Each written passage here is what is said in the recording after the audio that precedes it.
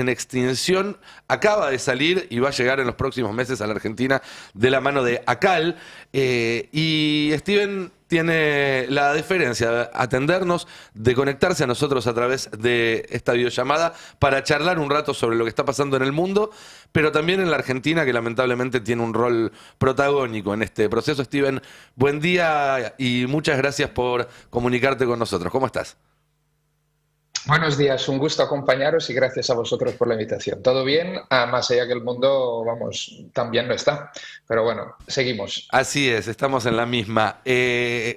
Contanos un poco, en principio, cómo se ve desde afuera lo que está pasando acá en la Argentina con Milei. Después vamos a ir también a Elon Musk, a Europa, pero me interesa mucho la mirada desde afuera del fenómeno que estamos viviendo acá en la Argentina. Bueno, ha habido sorpresa al principio, digamos, la victoria de Milei de finales del 23 Mm. y, digamos, caras en algunos casos boquiabiertas tras las primeras declaraciones de Milei. Recuerdo, por ejemplo, Davos 2024, hasta hace un año exactamente, ¿no? Mm. Entonces, esos discursos que chocaban inclusive con el neoliberalismo mainstream.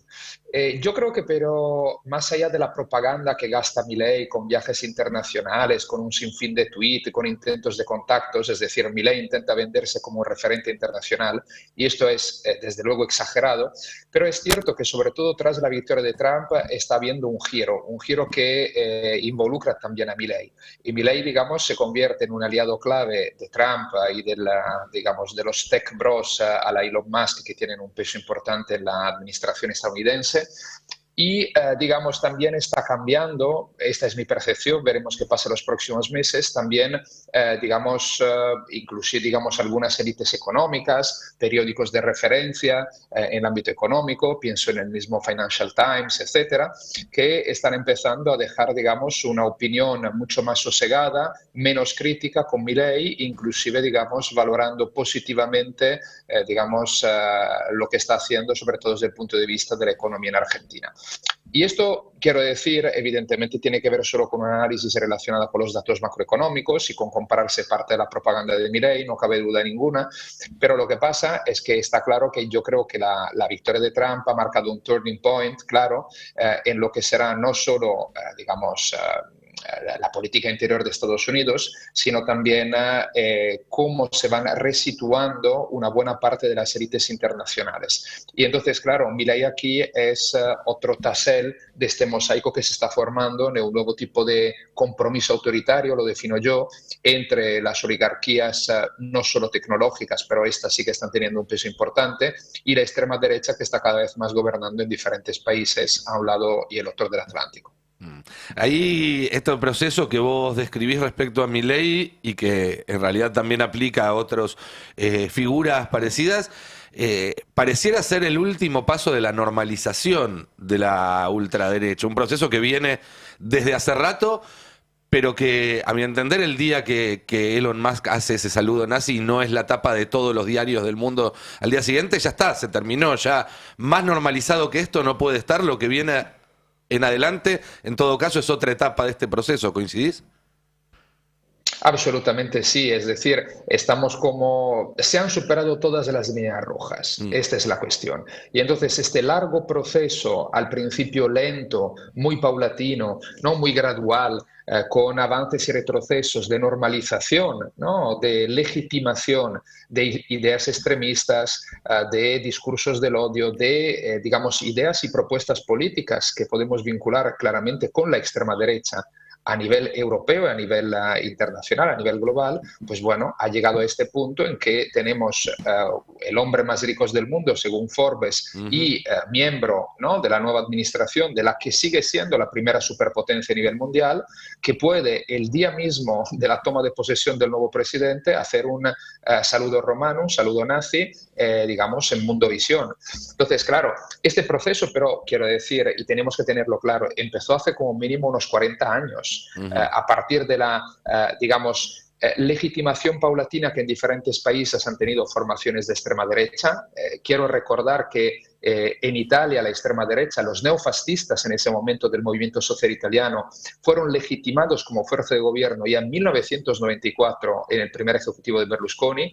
6 años después entraban en el gobierno de Austria y luego, sobre todo tras la crisis de 2008-2010, digamos, la aceleración ha sido muy rápida. Y esto además se conecta, y aquí cierro, con la responsabilidad que tienen las redes sociales y las nuevas tecnologías para permitir esta viralización muy rápida de discursos del odio, teorías conspirativas, narrativas extremistas, ideas, digamos, que hasta hace poco eran consideradas inaceptables. Porque aquí tenemos que tenerlo claro, el primer objetivo de la extrema derecha lo han conseguido ya, que es el de normalizarse, es decir, mover, utilizando una metáfora politológica, la ventana de Overton. Dentro de la ventana de Overton está lo que es aceptable. Entonces, decir que hay un proyecto de gran sustitución por parte de las élites mundialistas, hace 20 años lo decían 4 gatos encerrados en un sótano. Sí. No es que es una idea nueva. Lo que pasa es que hoy en día, en cambio, lo dicen líderes políticos, presidentes de gobiernos, inclusive aparece de forma quizás a veces no explícita en medios de comunicación generalistas. Está claro.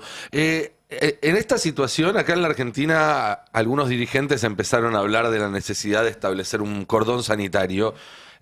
Una idea que en realidad viene de, por lo menos hasta donde yo la puedo rastrear, aquella elección en 2002 en Francia, donde se unió gran parte de la sociedad para frenar a Le Pen. La pregunta es, ¿un cordón sanitario a esta altura es una estrategia o una táctica que puede tener cierta utilidad o es demasiado tarde para establecer ese tipo de alianzas que suelen ser además alianzas de dirigentes, no se refiere a alianzas de base, sociales? A ver, vamos tarde, desde luego. Es decir, este tipo de estrategias, de tácticas, ¿no? En Francia se llama del Frente Republicano, en otros sitios se llama de cordón democrático, cordón sanitario, tienen éxito si se hace desde el minuto 1 y si en un cordón sanitario participa todo el mundo, excepto la extrema derecha. Y lo que nos suele pasar a menudo es que los partidos de la derecha tradicional no aceptan estar ahí, o una parte de ellos. Entonces ya es un cordón sanitario a medias. Y por otro lado, claro, vamos muy tarde. Ahora, yo creo que tenemos que tener en cuenta 2 cosas. Uno, el cordón sanitario, aunque se haga desde el minuto 1, nunca es la solución. Es un paliativo. Es decir, las causas que explican el auge de la extrema derecha son en gran medida estructurales. Entonces, es ahí donde se tiene que actuar. Y además se conecta con el impacto que ha tenido la hegemonía neoliberal en los últimos 40 años, también no solo para debilitar el Estado social, sino para cambiar el imaginario de las personas. Y entonces lo que se tiene que hacer es reconstruir desde abajo redes comunitarias, porque la extrema derecha ha conseguido forjar de diferentes maneras y con peculiaridades nacionales bloques sociales muy sólidos, que son a menudo transversales e interclasistas, como hemos visto con Donald Trump, y también en Argentina con sus peculiaridades, o en Brasil con Bolsonaro, o en Italia con Meloni. Entonces, es ahí donde se tiene que actuar. Ahora bien, yo creo que intentar construir cordones sanitarios para evitar los males mayores, mal no está. Lo que pasa es que siempre tiene que ir junto a muchas otras, elementos, muchas otras estrategias, y donde, están realmente las razones que explican el auge de la extrema derecha y donde se debería trabajar. Steven, buen día. Mariano Belic te saluda. Te quería consultar en base a lo que vos estás viendo también desde allí, desde Europa, y cuando lo comparás también con experiencias como la que está sucediendo aquí en Argentina, como sucedió en Brasil antes con Bolsonaro, con Trump en los Estados Unidos.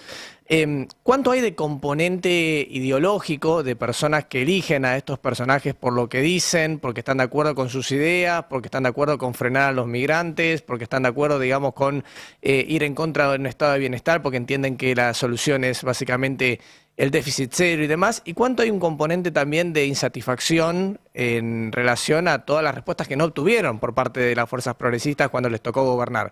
Si vos notás que esos componentes, esas variables, ¿son más o menos proporcionales en todas estas experiencias o hay diferencias notables en cada caso? Bueno, por un lado, gracias Mariano por la pregunta que yo creo que es clave. A ver, yo creo que hay diferencias, ¿no?, que pueden tener que ver con los contextos nacionales y sobre todo diferencias que tienen que ver con cuándo ha empezado un proyecto político y hasta que, digamos, qué nivel de consolidación está. Es decir, no es lo mismo Milei, que hasta 2021 no había entrado en política, que Trump, que ya ganó unas elecciones en 2016 y ha conseguido conquistar el Partido Republicano, una gran parte del Partido Republicano, que era un partido histórico y sólido y arraigado en Estados Unidos. Ahora bien, en general podemos decir que son ambas, ¿no?, ambos elementos, ambas variables de las que decías, ¿no? Es decir, por un lado hay comprar un discurso ideológico que muchas veces también se vehicula a través de las guerras culturales, que son clave, ¿no?, en el caso de Milei, evidentemente, pero también de Trump, pero de todas las extremas derechas, porque les sirven para polarizar más la sociedad, les sirven, ¿no?, para crispar más el ambiente y pescar en río revuelto, intentar romper los clivajes tradicionales izquierda-derecha y, evidentemente, aumentar también la desconfianza frente a lo que ellos consideran casta, élites, sistema, aunque luego ellos mismos son parte a menudo de ese sistema. El caso de Trump es evidente, ¿no?, o el caso de Giorgia Meloni, entre otros. Ahora bien, hay también una insatisfacción generalizada, desde luego, con cómo funcionan nuestras democracias. Y atención, porque yo creo que aquí ahora hay un debate que va a ser clave, ¿no?, para el futuro de nuestras sociedades, que se suele decir que cada vez más jóvenes, sobre todo, ya no confían en la democracia.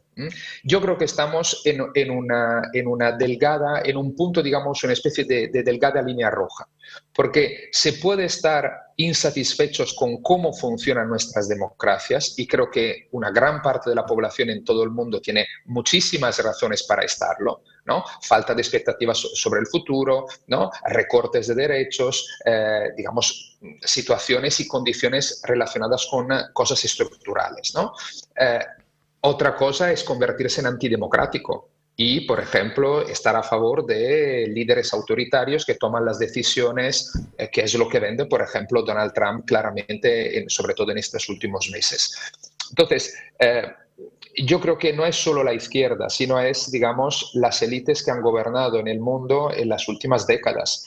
Y aquí vuelvo a una cuestión clave, que es el modelo neoliberal. El modelo neoliberal no solo ha marcado, digamos, un recorte desde el punto de vista de, digamos, el welfare state o las privatizaciones, etcétera. Ha sido también una criminalización de la protesta social, una incapacidad de aceptar que existe el conflicto social en sociedades democráticas, una voluntad, digamos, de presentar el mundo como y la sociedad que no hay alternativas, el famoso Tina de Margaret Thatcher. Bien, ahora llevamos más de 40 años con esto y ahora estamos pagando los platos rojos de la influencia que este modelo hegemónico ha tenido. Ha tenido porque mucha gente se está insatisfecha con cómo funciona la democracia. Entonces, volviendo a tu pregunta, yo creo que tenemos que tener en cuenta las dos, ¿no?, las dos variables, los dos elementos. Ahora bien, quizás en algún país pesa más uno, en otro pesa más otro, pero seguramente van juntos. Estamos hablando con Steven Forti, historiador italiano que se dedica a estudiar el fenómeno del crecimiento de la ultraderecha y el retroceso de la democracia en los últimos años. Me quedan un par de preguntas para hacerte, Steven. En principio, vos hablabas recién de la capacidad que tuvo esta ultraderecha de conformar coaliciones transversales, multiclasistas, y que incluso recogen dentro suyo posturas muy contradictorias. La más evidente de esas es la convivencia de neonazis con los más fervientes defensores del Estado de Israel. Pero hay muchas otras contradicciones. Gente profundamente religiosa y tradicionalista con el transhumanismo que proponen estas élites de Silicon Valley, que están buscando trascender más allá de la humanidad e incluso de la muerte, etc. Bueno, y la más importante de todas, que es gente muy, muy rica con gente muy pobre, que habla el mismo lenguaje y cree que tiene los mismos intereses. ¿Tenés alguna idea de cómo logran sostener esas contradicciones dentro de un corpus político que por ahora se muestra muy sólido? Bueno, esa es otra pregunta clave y efectivamente conseguir una respuesta, Nicolás, a esto no es fácil, ¿no? Ahora bien, no en todos los países la fórmula es la misma. Ujú, Ahora bien, sí lo que está claro es que, por un lado, han conseguido, digamos, sobre todo al principio, detectando unos supuestos enemigos a la nación, a lo que sea, digamos, detectar estos enemigos y entonces convertirlos en unas amenazas ujú. para el conjunto de la población, el pueblo al cual ellos hablan. Por el otro, pero yo creo que aquí es interesante volver a escuchar o leerse lo que dijo Trump el otro día en la toma de posesión. Consigue también con muchísimas dosis de retórica, de propaganda, de posverdad, de fake news, todo lo que queramos, Ujú. pero consiguen también proponer una especie de proyecto de cara al futuro. Es cierto que este proyecto en general está, digamos, conectado muchísimo con una idea nostálgica de un pasado idealizado y mitizado, el Make America Great Again, Ujú. pero al mismo tiempo conecta también con, digamos, una propuesta de esperanza de que el futuro podrá ser mejor.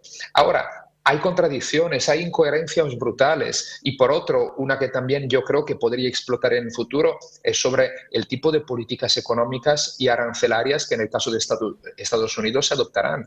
Es decir, Elon Musk y Silicon Valley con el proteccionismo no comulgan demasiado, para decirlo con un eufemismo. Trump, en cambio, sí que está llevando a cabo esto desde el minuto uno y ya lo había hecho en la primera presidencia. Entonces, hay mucha incoherencia, pero consiguen forjar un proyecto, ¿no?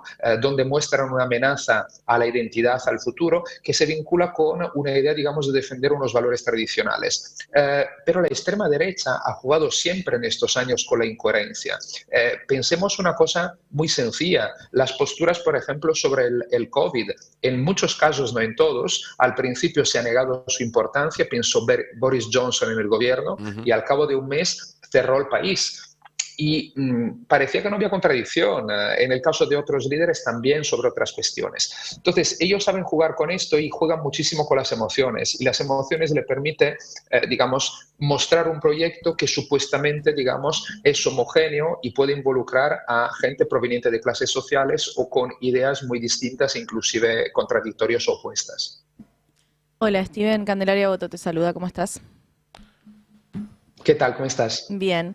Te hago una consulta en esto de la construcción de los horizontes, en este avance de la extrema derecha. Si ves en esta reacción desde el otro lado, no diría siempre una reacción democrática, pero en esta reacción por ahí desde las bases y demás, ¿ves algún emergente en los distintos países en relación a poder plantear un horizonte, un programa, un imaginario que se corresponda con, no sé si los valores democráticos, pero sí con los valores de derechos humanos y demás? ¿Te refieres, digamos, en la izquierda, en el mundo progresista? Sí. Bueno, la verdad es que en este momento es difícil ver a alguien, digamos, a ver, propuestas siempre interesantes las hay. Otra cosa es que tengan un mínimo consenso social y Mm. tengan una visibilidad política para poder contrarrestar, digamos, esta oleada, este tsunami, digamos, de extrema derecha que está, digamos, arrasando en la actualidad hasta un cierto punto. Entonces, yo creo que aquí es difícil, ¿no? ver proyectos que realmente tienen una fuerza para ir más allá. Fíjate, yo en estos días estoy en lo que es la ex Yugoslavia, en Ljubljana concretamente, y estos últimos 2 meses ha habido protestas sociales, sobre todo llevadas por los estudiantes en Serbia, que han conllevado justamente ayer a la noche a las dimisiones del primer ministro, Mm. en un gobierno, digamos, que tiene relaciones excelentes, el de Vučić, con Hungría. Es decir, hay movimientos sociales en algunas latitudes, ¿no?, del mundo, algunos que son, yo creo, muy importantes y que tienen posibilidades de prosperar y ofrecer, ¿no?, Mm. herramientas, digamos, para contrarrestar a la extrema derecha y forjar un proyecto político inclusivo con un horizonte de esperanza para el futuro. Pero hasta la fecha, quiero decir, en general le ha costado salir de la irrelevancia en la mayoría de países y forjar un proyecto político claro.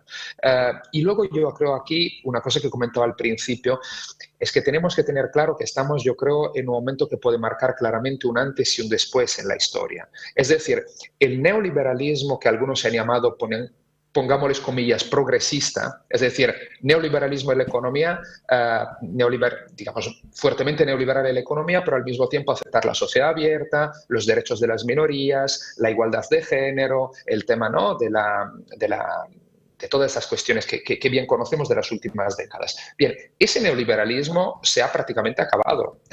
Ahora estamos entrando en una etapa que yo creo que veremos lo que será, pero que marca una especie de neoliberalismo 3.0 en que, digamos, la aceptación de esa parte bonita, de la cara amable del neoliberalismo, se considera ya inútil, así como se considera inútil la democracia, ¿no? Y Donald Trump o Elon Musk lo han dicho claramente, haciendo referencias a Curtis Yarville, los neoreaccionarios, teorías absolutamente locas que por hoy en día son defendidas por quien tiene un poder inmenso. Milei, que declara que la justicia social es aberrante. Esto ni Margaret Thatcher tenía el coraje de decirlo, no sé si lo pensaba luego, ¿no? Entonces, estamos entrando en una nueva fase, claramente. ¿Y esto por qué lo digo a partir de tu pregunta? Porque esto evidentemente conlleva que todo el mundo se está resituando.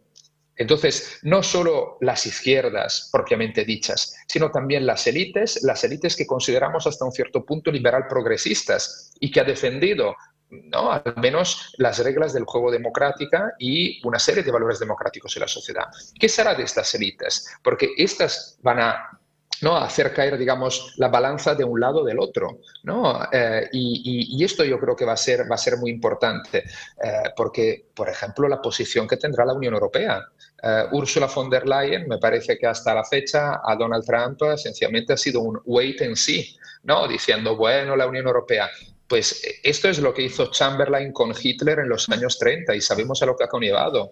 Es decir, o aquí hay un plante y al mismo tiempo hay lo que comentaba antes con Nicolás, hay una capacidad para trabajar en lo social, forjar nuevamente redes comunitarias, porque si las sociedades siguen siendo separadas, con un individualismo imperante y tan brutal como los últimos tiempos, va a ser imposible frenar este tsunami.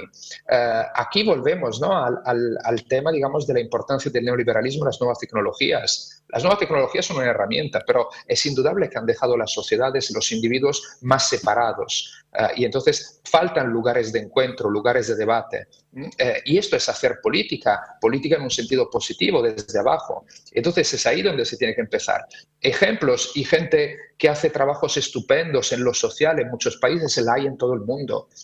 El problema es que estos proyectos tienen que convertirse en algo más, en algo solo local o solo sobre una causa, y tienen que conseguir forjar, ¿no?, este proyecto. Y yo ahora, sinceramente, a mí me cuesta ver algo. ¿El Brasil de Lula hay algo que ha conseguido frenar la extrema derecha? Sí, pero ¿qué pasará en 2026, más allá de la salud de Lula? En otros países, en México, hemos visto, desde luego, uno de los pocos países donde la izquierda ha revalidado el gobierno con fuerza. Sí, desde luego, deberíamos quizás estudiar más, lo digo sobre todo por mí, lo que está pasando en México, pero me cuesta ver, digamos, una experiencia que pueda ser trasladable a nivel global y que pueda ser, digamos, una especie de modelo adaptable a otros contextos ahora. Claro. Steven, te hago una última pregunta cortita y no te robamos más tiempo. Gracias desde ya por habernos dedicado este rato. Hay un concepto que vos rescatás en tus libros y que me parece muy interesante porque por lo menos acá en la Argentina, no está caracterizado correctamente, que es el rojipardismo, estos sectores de derecha que de alguna manera recogen el lenguaje de izquierda para buscar votos allí y que no hacen más que terminar llevando más agua al cauce de la ultraderecha. ¿Podés en un par de minutos explicar de qué hablas cuando hablas de rojipardos? Sí, hay dos cosas. Uno, en general se ha utilizado este término para decir unas supuesdas coaliciones o alianzas o puntos en común entre la extrema izquierda y la extrema derecha. Realmente en la historia de la época contemporánea ha habido, vamos, casos súper aislados así y muy relevantes. Sí. En general ha sido más bien el rojipardismo, como tú decías, una estrategia de sectores neofascistas que se consideran revolucionarios desde los años 20-30 en la República de Weimar o los años 60-70, por ejemplo, en Europa Occidental, para adoptar justamente, ¿no?, un lenguaje izquierdista y presentarse como revolucionarios y no como neofascistas. Ahora bien, en la actualidad, ¿qué tenemos? Tenemos grupos neofascistas que en general utilizan otra vez esta táctica, esta estrategia, y en un contexto marcado por un cierto confusionismo ideológico, como dice el sociólogo francés Philippe Courcouf, pueden tener más éxito. Por otro lado, hay también algunos sectores que en buena fe llamaría despistados dentro de algunas izquierdas, que acaban adoptando algunas ideas de la extrema derecha supuestamente para frenar la extrema derecha, que aparte de ser bastante contradictorio me parece un suicidio político, además de moral y ético. ¿A qué hago referencia? Por ejemplo, el proyecto en Alemania de Sarah Wagenknecht, que dice: yo soy anticapitalista, basta con el neoliberalismo. Me parece muy bien, ¿no? Es una posición muy comprensible de la izquierda, pero luego dice: cerramos fronteras, fuera migrantes, y basta todas estas, pongámosles comillas, estupideces del wokismo, del feminismo, de los derechos LGTBI. Bueno, bien, si pensamos que de esta forma la izquierda consigue parar la extrema derecha, nos equivocamos mucho. Y aparte, éticamente me parece, digamos, el fin, la muerte cerebral de la izquierda. Entonces, y aquí cierro, rojipardismo son los dos ámbitos. Entonces, esta extrema derecha que intenta camuflarse para presentarse como izquierdista, antiimperialista, revolucionaria. Diego Fusaro, un filósofo italiano que sé que se ha publicado también en Argentina, es un ejemplo de eso, sin ser un líder político, pero como intelectual, digamos así, o influencer. Y por el otro hay sectores todavía muy minoritarios, pero que me temo, con el contexto internacional en el cual estamos, que podían crecer, de algunos sectores, inclusive en buena fe de la izquierda, que al final acaban comprando, supuestamente para pararle los pies a la extrema derecha, muchos lemas de extrema derecha. Pero al final yo me temo que la gente prefiere siempre el original a la copia, y estas estrategias son efectivamente allanarle aún más las autopistas a los ultras como los de la AfD, Trump o Milei. Clarísimo, Steven, muchas gracias por tu tiempo, por esta charla. Tengo entendido que en unos meses te tenemos por acá, por Argentina, así que a lo mejor hasta te invitamos a que vengas acá a compartir un programa con nosotros. Cuando queráis, soy encantado. Estaré el mes de abril porque saldrá una edición actualizada de Extrema Derecha 2.0 con siglo XXI de Argentina. Así que un gusto. Un gusto para nosotros también, y recomendamos a nuestra audiencia ese libro, ¿sí? Extrema Derecha 2.0, y también el más reciente, que también va a estar llegando acá a la Argentina pronto, según me dijo la gente de ACAL, que es Democracias en Extinción. Steven, un saludo muy grande. Chau, chau. Un abrazo, gracias Nicolás, un saludo. Hasta luego. 8 de la mañana, 7 minutos en toda la República Argentina. Perdonen que no me levante. Habrá consecuencias. Solo periodismo.